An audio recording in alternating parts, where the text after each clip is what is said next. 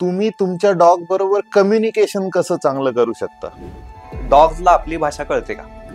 तुमच्याकडे लासा डॉग आहे आणि तो अग्रेसिव्ह आहे किंवा कुणी आलं की भुंकतो, तर एका अर्थी ते तसंच होणार आहे, कारण ही त्याची नैसर्गिक प्रवृत्ती आहे त्या ब्रीडची.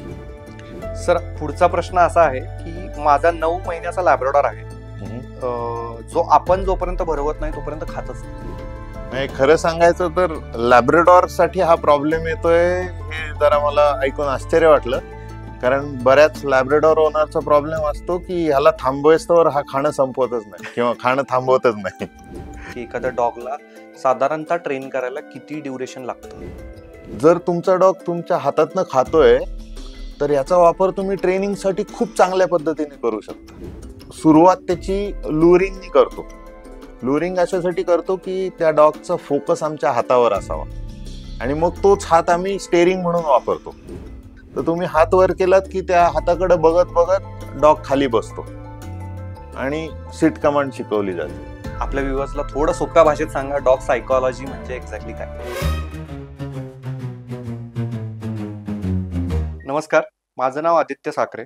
मी एक प्राऊड डॉग पॅरेंट आहे. मी फाउंडर आहे पेट्स अँड मी या कंपनीचा.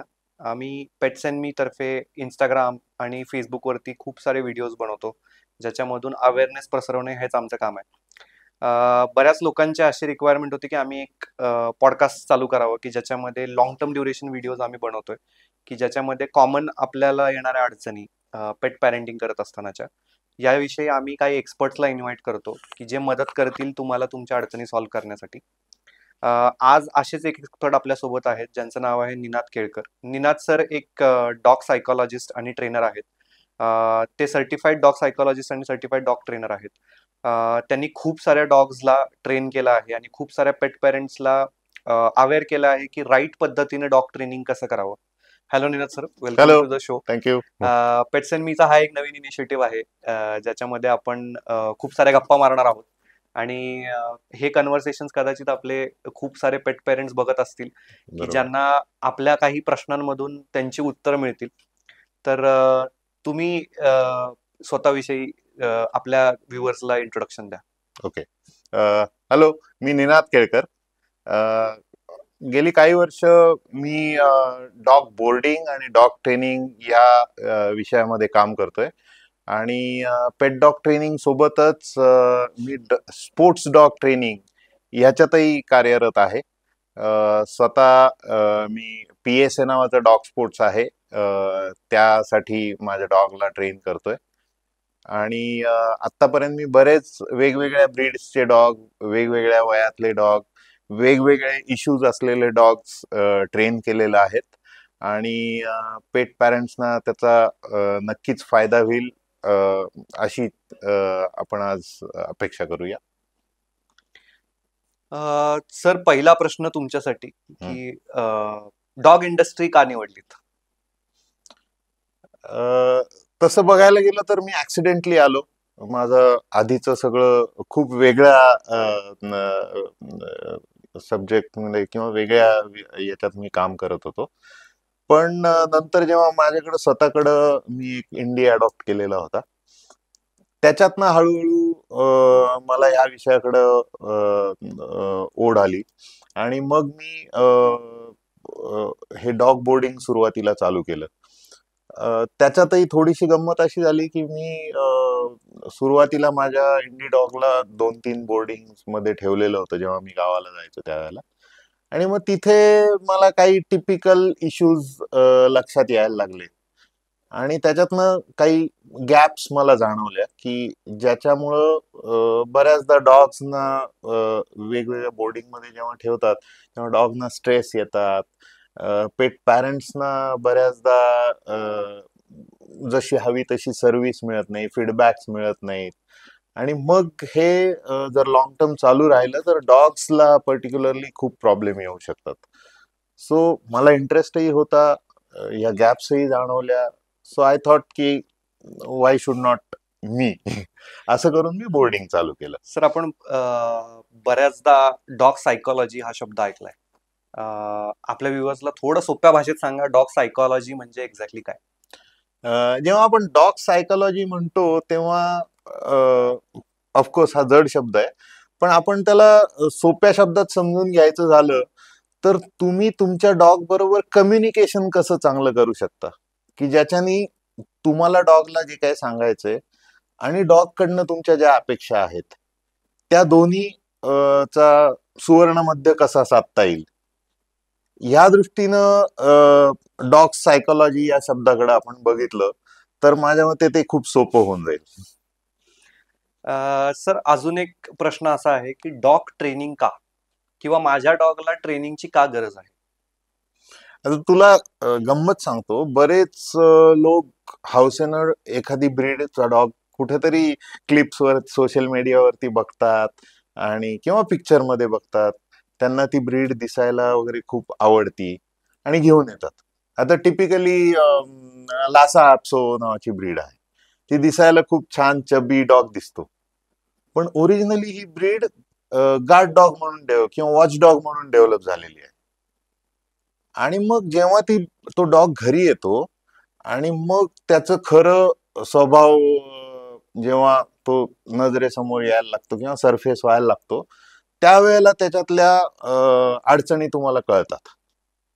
मग ह्याची सुरुवात कुठून होती, की तुम्ही ती ब्रीड बघितली आणि तुम्हाला आवडली म्हणून घेऊन आलात, आणि मग तिथनं खरी ट्रेनिंगची गरज दिसायला लागते, की माझ्या घरचा तो दिसायला एवढासा दिसतो पण जरा बेल वाजली की ठो ठो ठो ठो भुंकायला लागतो, आणि मग त्याचा तुम्हालाही त्रास होतो, आजूबाजूच्यांनाही त्रास होतो, आणि तुम्हाला ते कंट्रोल कसं करायचं, ते थांबवायचं कसं हे माहिती नसतं. असे बरेच इश्यू आहेत. म्हणजे कुणाला फर्स्ट डॉग पॅरेंट्सना पॉटी ट्रेनिंगचा इश्यू असतो, किंवा डॉग्स माझा खूप चावतो आणि त्याला लोक अग्रेशन समजतात. असे छोटे मोठे बरेच प्रॉब्लेम असतात, आणि त्याच्यातनं काय होतं की हळूहळू तुमचा डॉग आणि तुम्ही ह्याच्यातला बॉन्ड बिघडायला लागतो, कारण तुम्ही चिडचिड करायला लागता, तुम्ही वैतागता, मग त्याचं काहीतरी त्याच्यातनं तुम्ही डॉग वरती राग काढला जातो, आणि असं करत करत तो बॉन्ड बिघडतो, आणि मग you don't enjoy that pet parenting. ह्याच्यासाठी ट्रेनिंगची नक्कीच आवश्यकता आहे. याची सुरुवात होती तुम्ही कुठला डॉग घेताय आणि का घेताय हे पहिले समजून घेणं, मग त्याच्या गरजा काय आहेत त्या तुम्ही फुलफिल करणं, आणि मग ते सगळं दोन्हींचं जे कॉम्बिनेशन नीट झालं की you will enjoy pet parenting.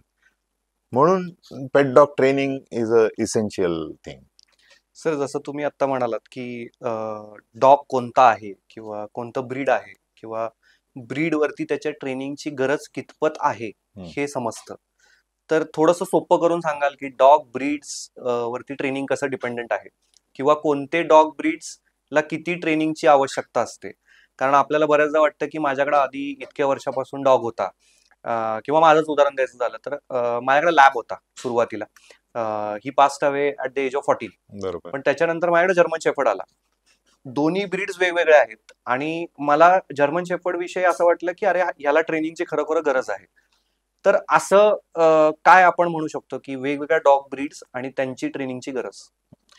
याचा जरा तुम्ही खोलात जाऊन विचार केलात तर जेव्हा या सगळ्या ब्रीड डेव्हलप झाल्या, डॉग ब्रीड्स हे काय नॅचरली झालेलं नाहीये, ते मनुष्याने निर्माण केलेलं आहे वेगवेगळे कॉम्बिनेशन्स वापरून.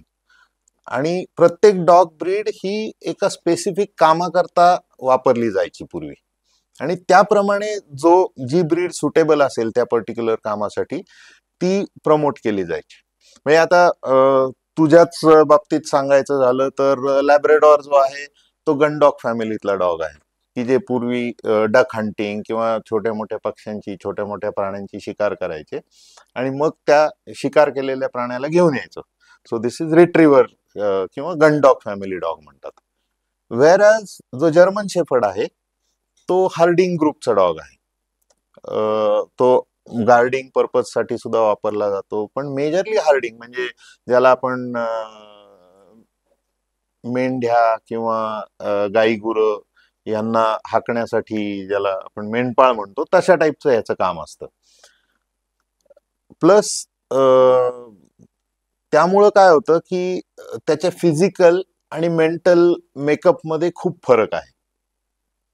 मग हे जर तू आधी समजून न घेता तो पर्टिक्युलर ब्रीड ते दिसायला छान आहे वगैरे ह्या कारणांसाठी घेतलास, तर त्याची मेंटल गरज आणि त्याचा मेंदूचा वापर करणे किंवा त्याच्या हुशारीप्रमाणे त्याच्याकडनं वेगवेगळे त्याला टास्क देणे, हे जर तुला जमलं नाही तर नॅचरली डॉगला एनर्जी कुठं चॅनलाइज करायची, ती एनर्जी वापरायची कुठं, हे सगळे प्रॉब्लेम येतात आणि मग त्याच्यातनं स्ट्रेस येणे किंवा डॉग अग्रेसिव्ह होणे वगैरे अशा गोष्टी होतात.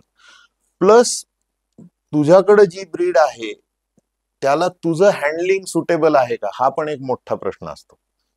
की बऱ्याचदा तू बघितलंस तर गोल्डन रिट्रीव्हर, लॅब्राडॉर हे डॉग सगळ्यांनाच बऱ्यापैकी मोर ऑर लेस सूट होतात. पण जर्मन शेफर्ड किंवा आजकालचा ट्रेंड आहे बेल्जियन मॅलिनवा, ते सगळं बघून घेतात आणि मग नंतर केस उपटत बसतात. कारण खूप डोकेदुखी वाढती. कारण ती डॉग ब्रीड आणि तुमची लाईफस्टाईल, तुमचे हँडलिंग स्टाईल किंवा तुमची हँडलिंग कॅपॅबिलिटीज या एकमेकांना मॅच करत नाहीत आणि मग तिथं सगळा कॉन्फ्लिक्ट तयार होतो. म्हणून मी जेव्हा जेव्हा ट्रेनिंग घेतो किंवा प्रीपेट कन्सल्टिंग घेतो, तेव्हा ह्या गोष्टीवरती माझा भर जास्ती असतो की आधी तुम्ही कुठला डॉग घेताय, त्याची ब्रीड काय आहे, त्याप्रमाणे तुम्हाला तुमच्या लाईफस्टाईलमध्ये काय चेंजेस करायला पाहिजे, त्याला हँडल करताना काय काय अडचणी येणार आहेत, हे सगळं आधी आम्ही डिस्कस करतो.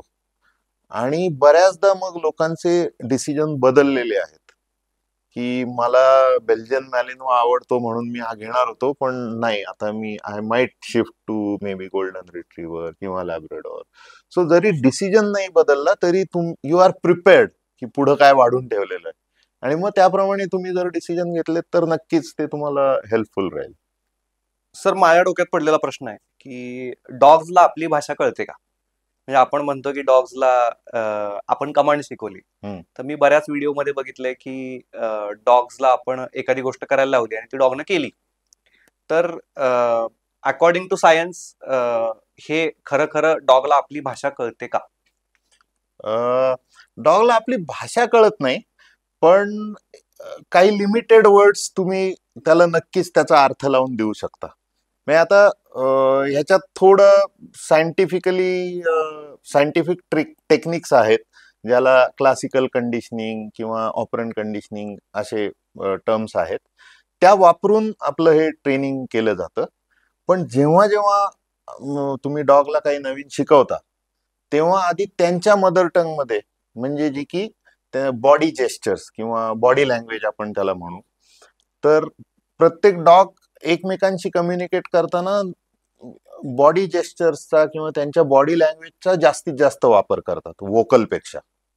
तर आपण ट्रेनिंग करताना तीच पद्धत वापरतो. म्हणजे त्यांच्या भाषेत आधी त्यांना काही बिहेवियर शिकवली जातात आणि मग आपण आपली जी भाषा आहे, म्हणजे जी कुठली हिंदी, इंग्लिश, मराठी जी काय वापरत असाल ती, त्यातले वर्ड्स त्याला असोसिएट करतो आणि अशा पद्धतीनं मग ते पर्टिक्युलर वर्ड्स त्यांना समजायला लागतात म्हणण्यापेक्षा त्या पर्टिक्युलर वर्ड्ससाठी हे करायचं, असं त्यांना असं असोसिएशन असतं.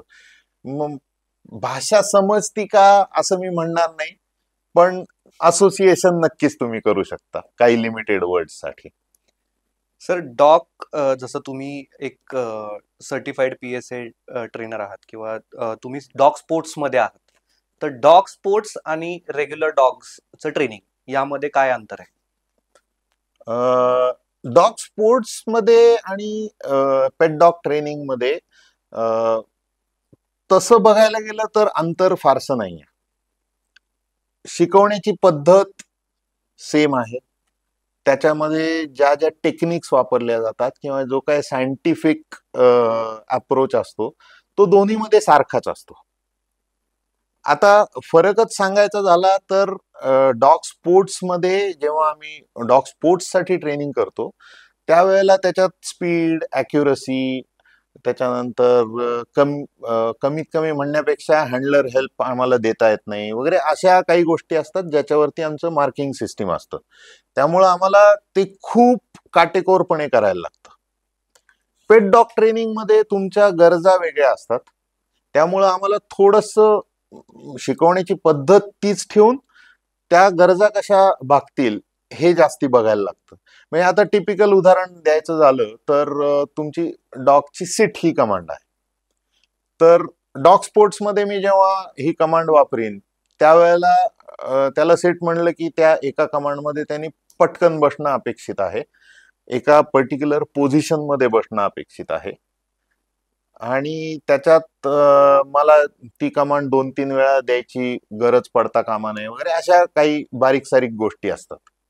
पण जेव्हा तुम्ही पेट डॉग ट्रेनिंग कडे येता त्यावेळेला तुम्ही कमांड एक दोनदा दिल्याने फारसा फरक पडत नाही. ऑफकोर्स म्हणजे तुमचं गोल असा असावा की एकदा सांगितल्यावर त्यांनी ऐकलं पाहिजे.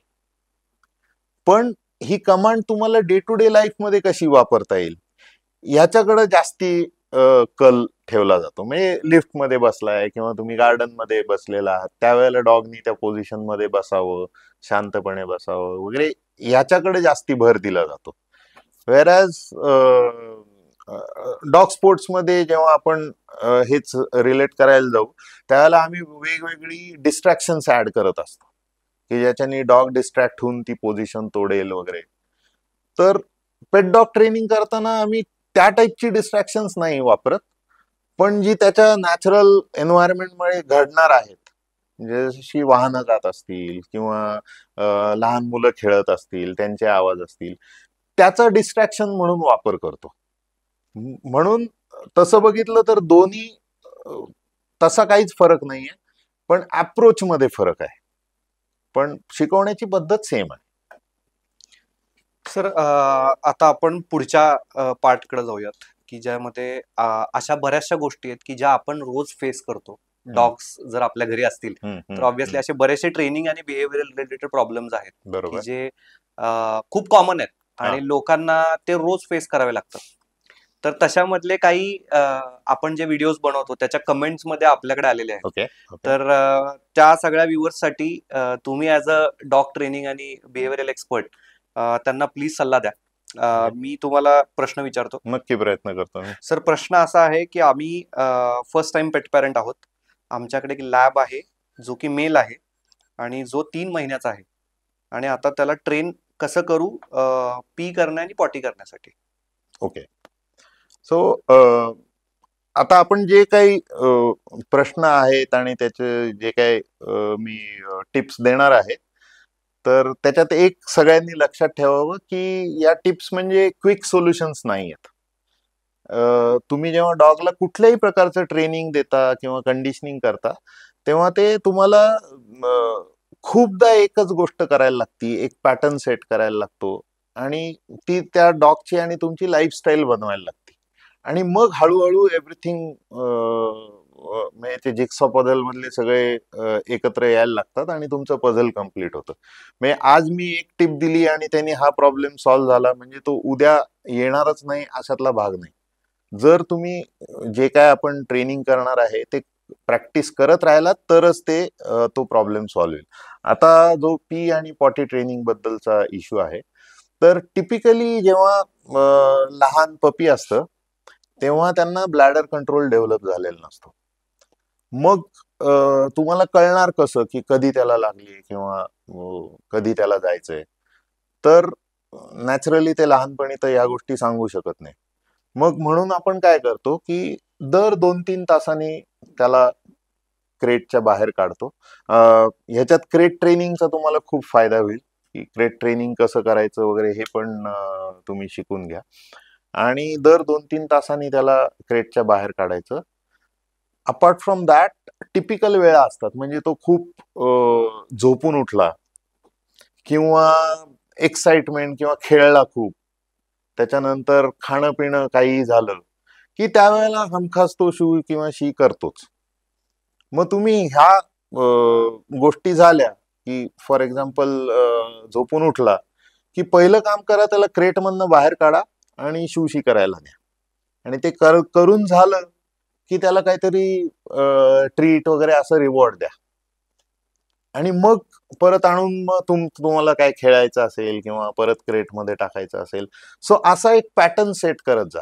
हळूहळू त्याचा ब्लॅडर कंट्रोल डेव्हलप होईल आणि हळूहळू ते तो मधला जो टाइम लॅग आहे तो एक्सटेंड करायला आणि तो स्वतःचा जो शी करायचं हे ज्याला आपण प्रेशर आलं म्हणतो ते होल्ड करायला शिकेल आणि मग तुम्ही थोडा रिलॅक्स मोड मध्ये येऊ शकाल. पण साधारण डॉगच्या वयाच्या एक 7-8 महिने किंवा 1 वर्षभर होईस्तोवर कधीतरी ऍक्सिडेंट होतील. त्याच्यासाठी त्याला रागवू नका, कारण बऱ्याचदा एक्साइटमेंटमुळे सुद्धा ते शू करतात वगैरे असं होऊ शकतं. सो त्याला चांगल्या गोष्टी जेव्हा तो करतोय, म्हणजे तुम्ही नेलेल्या वेळेला नेलेल्या जागेवरती शूशी करतोय, त्यावेळेला तुम्ही त्याला रिवॉर्ड मात्र जरूर द्या. अशा पद्धतीनं केलं तर हळूहळू तुम्हाला तो प्रॉब्लेम सॉल्व्ह होईल. सर दुसरा प्रश्न आहे की माझ्याकडे लासा आहे आणि तो खूप अग्रेसिव्ह आहे, स्पेशली अदर पीपलसाठी. तर याच्याविषयी आपण काय करू शकतो? तुमच्याकडे लासा डॉग आहे आणि तो अग्रेसिव्ह आहे किंवा कुणी आलं की भुंकतो, तर एका अर्थी ते तसंच होणार आहे, कारण ही त्याची नैसर्गिक प्रवृत्ती आहे त्या ब्रीडची. आणि तुम्ही मे बी लासा घ्यायच्या आधी थोडा तुमचा अभ्यास झालेला नसेल, म्हणून मी सांगतो की लासा ही ब्रीड वॉचडॉग म्हणून डेव्हलप झालेली. म्हणजे तो जे करतोय ते त्याचं कामच करतोय एका अर्थानं. त्यामुळं तो भुंकणार आहे, तर तुम्ही त्याला तो भुंकू नये म्हणून काही टेक्निक्स असतात, ज्याला डिसेन्सिटायझेशन किंवा काउंटर कंडिशनिंग अशा काही टेक्निक्स असतात.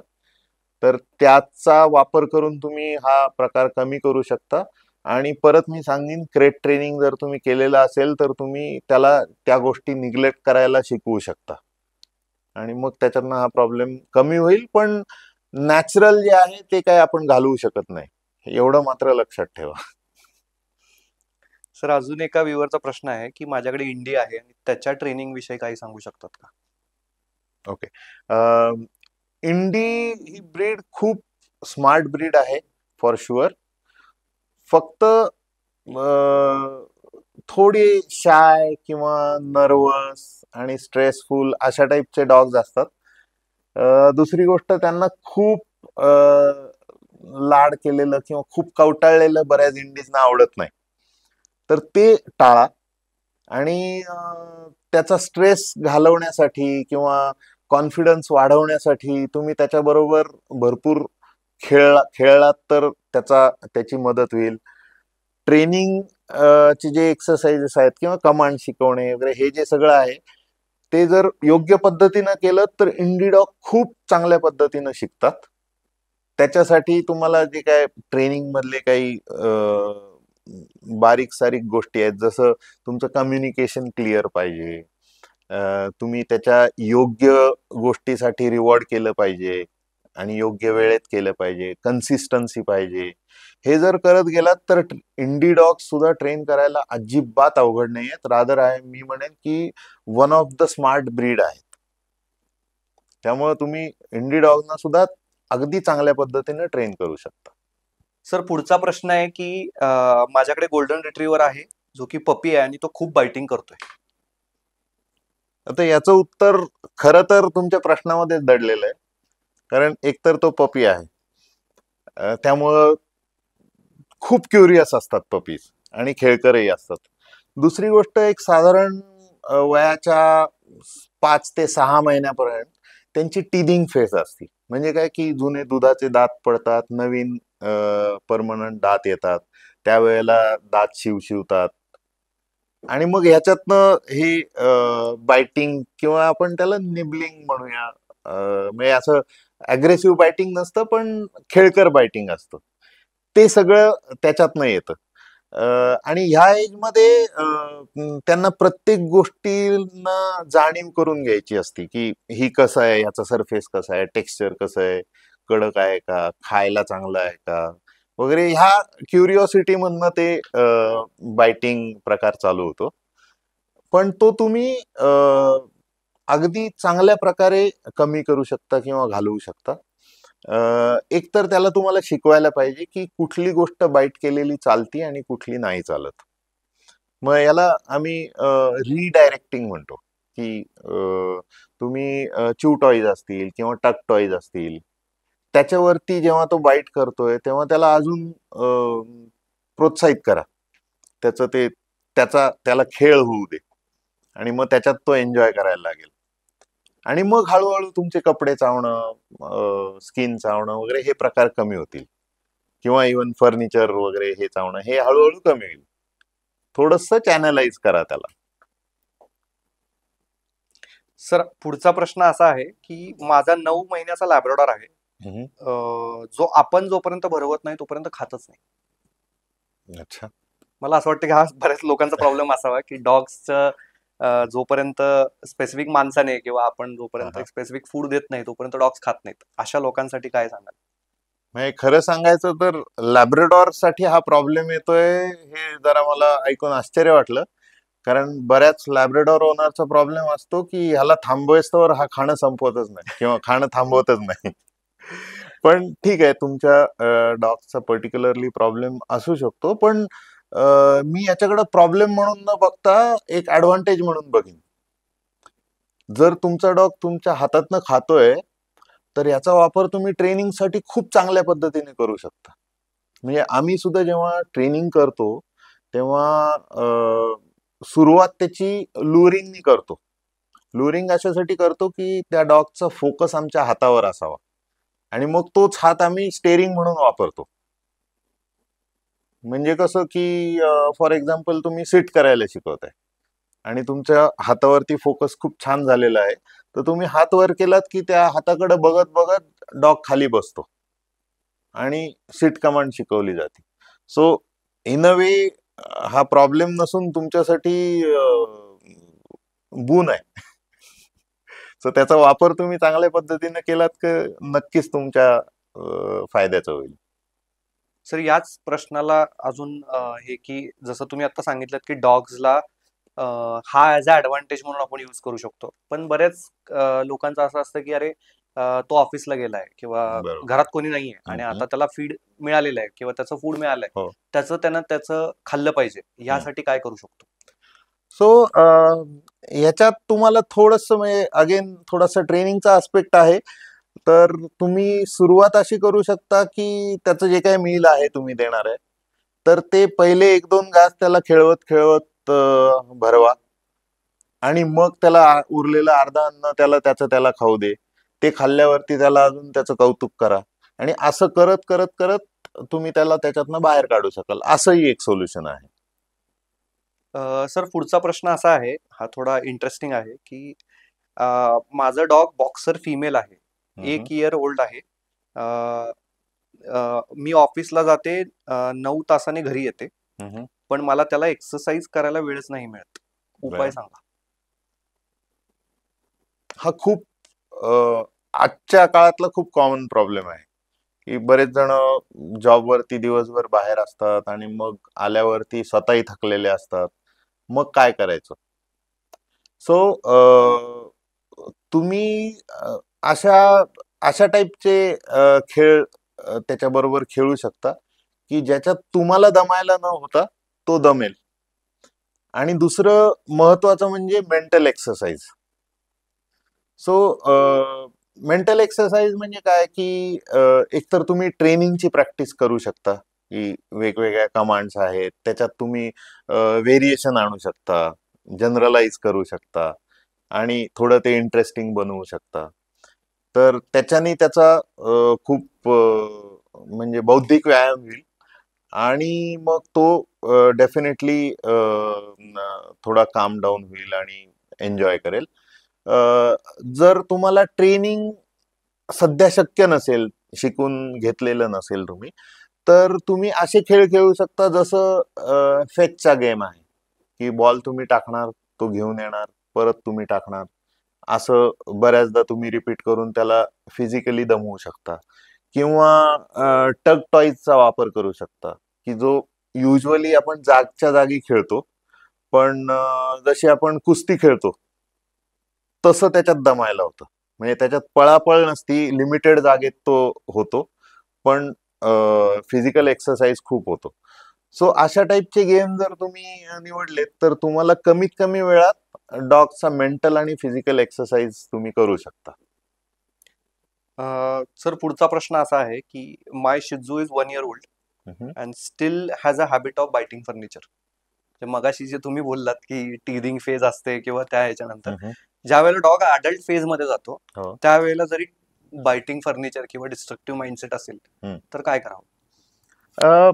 ह्याच्यात थोडे दोन आस्पेक्ट्स आहेत की एक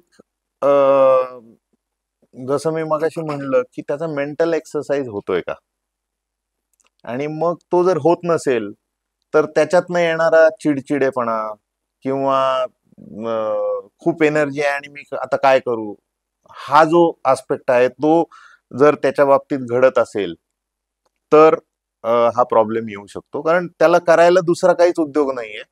प्लस तुम्ही त्याला आम्ही जेव्हा डॉग ट्रेनिंग शिकवतो तेव्हा 3 गोष्टी महत्वाच्या शिकवतो, की एक, जी तुम्ही सांगितलेल्या गोष्टी करायच्या. दुसरे आहे की ज्या तुम्ही एक्सपेक्टेड नाही आहेत किंवा करणं अपेक्षित नाही आहे त्या गोष्टी करायच्या नाहीत, म्हणजे doing something, doing not doing something. आणि तिसरी महत्वाची गोष्ट म्हणजे नॉट डुईंग एनिथिंग. हे पण शिकवणं खूप गरजेचं असतं. म्हणजे जेव्हा तुम्हाला वेळ नाहीये, तुम्हाला त्या डॉगकडे लक्ष द्यायला वेळ नाहीये, अशा वेळेला डॉगनी काहीही न करणं अपेक्षित आहे. हे क्रेट ट्रेनिंग मधनं तुम्ही डेफिनेटली अचीव्ह करू शकता. सो तुम्हाला डॉगला हे पण शिकवायला लागतं की आत्ता मला तुझ्याकडे लक्ष द्यायला वेळ नाहीये, किंवा आत्ता ही योग्य वेळ नाहीये आपण खेळायची किंवा काहीही करायची. त्यावेळेला तू शांत बसायचंस. ती जेव्हा वेळ येईल तेव्हा तू सगळी एनर्जी वापर. हे असं रुटीन सेट केलं, आणि त्याचबरोबर मी जसं म्हणलं की ते फर्निचर चावायच्या ऐवजी तू टक टॉय वरती चाव, आणि तिथं सगळी तुझी जी चावायची उर्मी आहे ती घालव. असं करत गेलात की नक्कीच तुमचं हे प्रॉब्लेम सॉल्व्ह होतील.